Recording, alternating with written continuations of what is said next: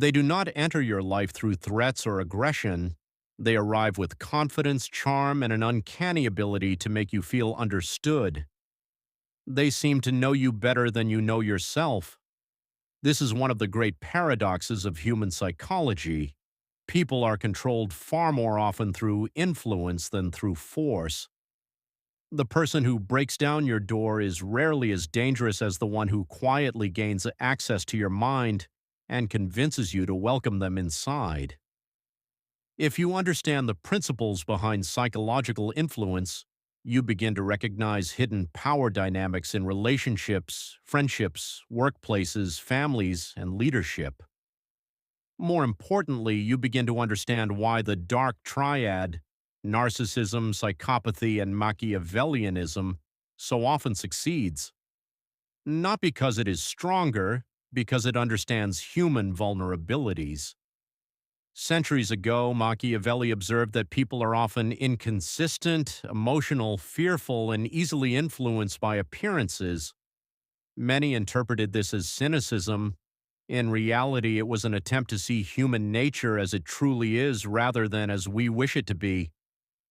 The narcissist seeks admiration. The psychopath operates without the guilt that restrains most people. The Machiavellian is patient, strategic, and calculating. Of the three, Machiavellianism may be the most subtle. It understands that power is rarely taken by force. More often, it is gained through emotional attachment, habit, dependency, and influence disguised as care. Control can look like protection. Dependency can look like love. That is why the most destructive relationships rarely begin with abuse. They begin with fascination. You are given attention. You feel special. You feel understood.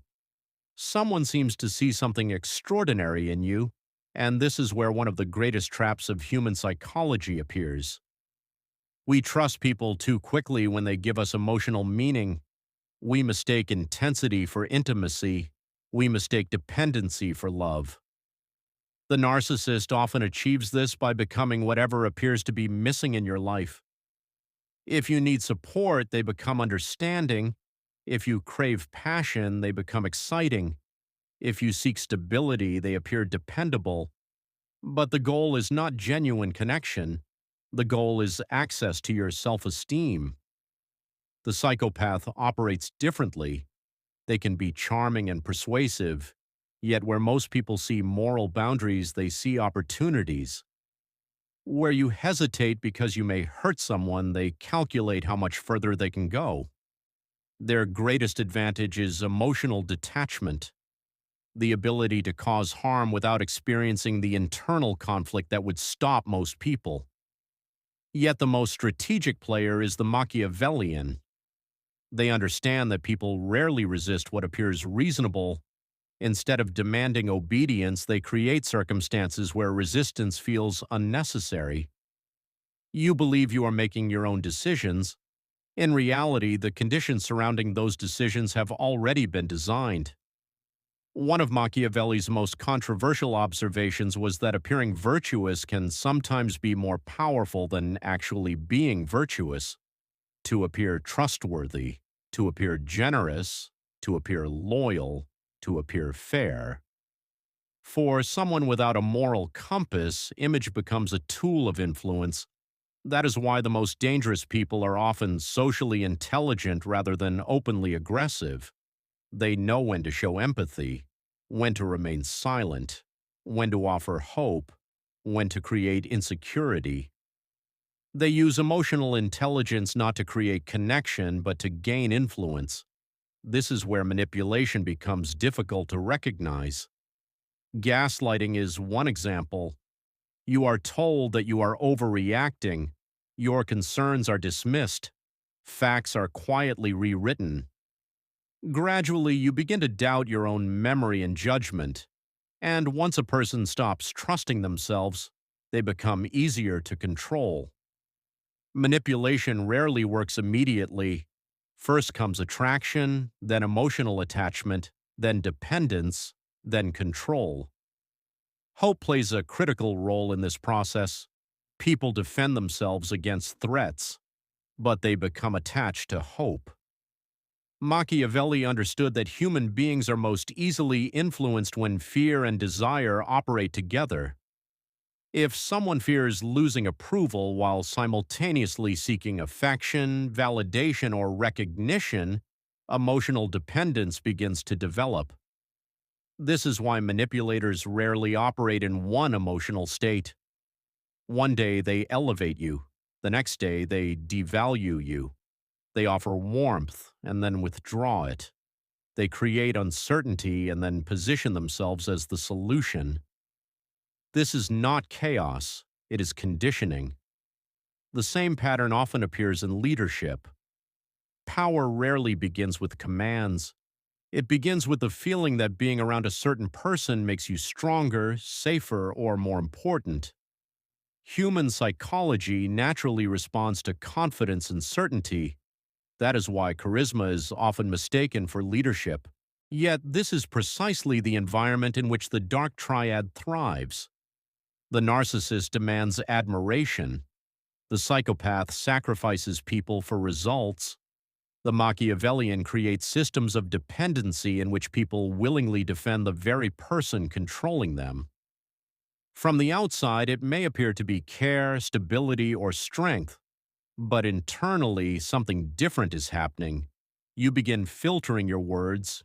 You fear disappointing them. You adapt your behavior to avoid negative reactions. Gradually, you stop acting naturally. This is how psychological power is often built, not through chains, through internal restructuring. The people most vulnerable to this process are not necessarily weak. They are often caring, trusting, and deeply capable of attachment.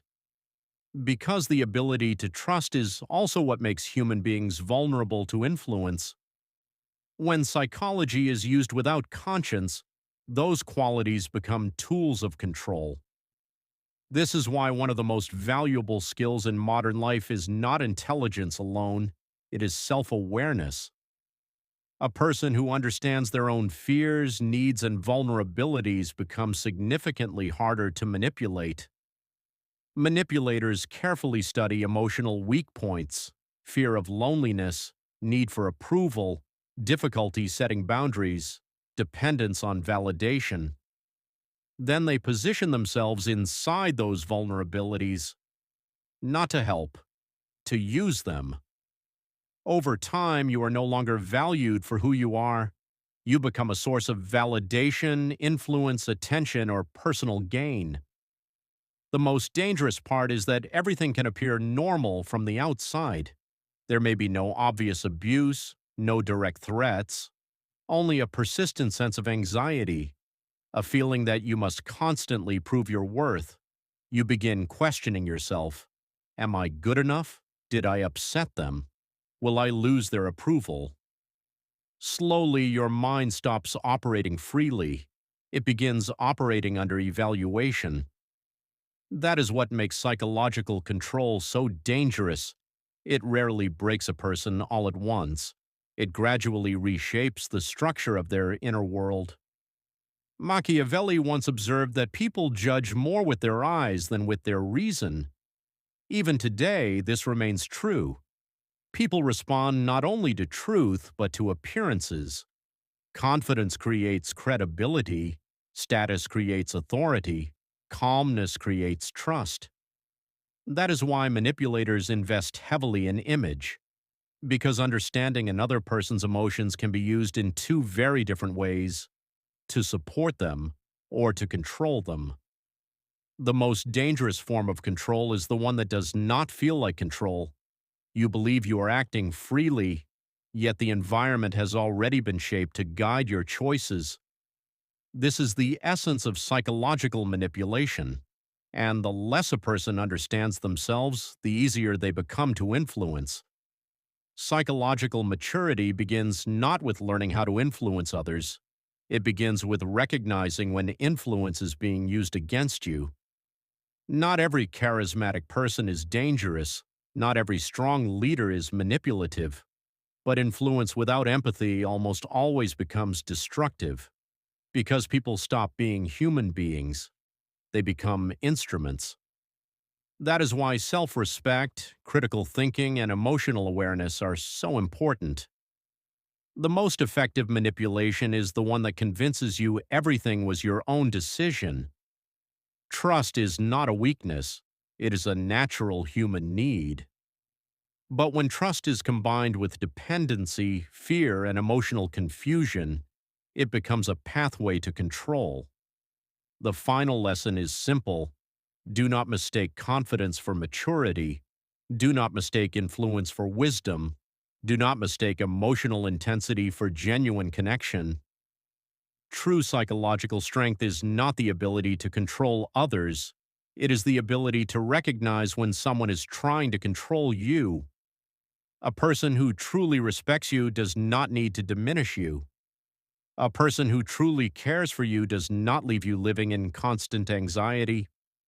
And a leader worthy of authority does not build power through fear. Real strength does not require domination. The moment you begin to see clearly, without illusion, without self-deception, and without emotional blindness, manipulation starts to lose its power. You reclaim your judgment, you reclaim your boundaries, you reclaim your ability to decide who deserves access to your life.